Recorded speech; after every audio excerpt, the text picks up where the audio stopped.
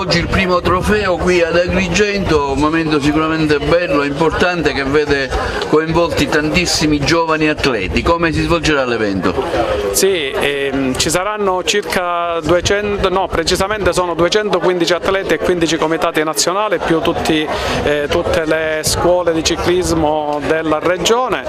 Oggi alle 15 iniziano le verifiche tessere e la prova percorso, domani già dalle 9 ci saranno le prime partenze. Le partenze avverranno dall'SP4, quindi su asfalto con spalle a Tempio di Giunone, e dopo 400 metri entrano nell'area sterrata di Casa San Filippo fino ad arrivare al demanio forestale.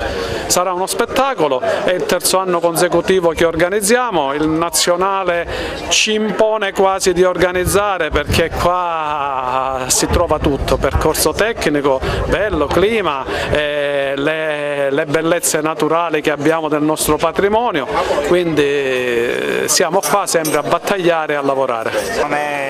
Questo importante sodalizio inizia più di 10 anni fa. Noi abbiamo concesso un'area che è diventata un campo di allenamento per i giovani, e l'idea di mettere a contatto il mondo culturale col mondo sportivo è un obiettivo che abbiamo sempre perseguito.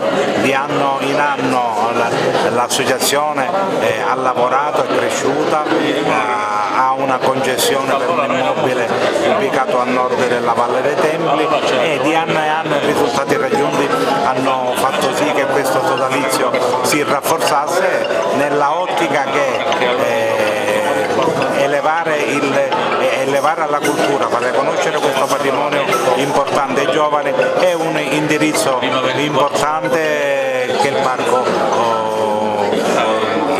persegue dalla sua istituzione. Molto importante, innanzitutto perché vede interessate le categorie giovanili, esordienti, allievi, che sono il vivaio di tutto il nostro movimento, quindi è molto importante investire su questi ragazzi e farne crescere il più possibile, anche perché poi quando arriveranno nelle alte categorie, sapete, il gioco si fa più serio, e quindi l'importante è farli divertire adesso, che si divertono, che stiano insieme alle loro società, alle loro squadre, e poi con un livello alto come questo, il percorso e a livello anche organizzativo è molto importante farli crescere in questo ambiente. Partecipazione notevole dei bambini verso questo settore? Sì, sono più di 200 bambini, 250 partenti, quindi un ottimo numero, 15 regioni interessate, e come prima prova di Coppa Italia giovanile è veramente un grande obiettivo. Avete scelto proprio Agrigento? Ma sai, io sono qua come tecnico e supervisore di questi ragazzi, perché poi in piena stagione avranno anche da affrontare i campionati europei, e quindi è un appuntamento importante per loro.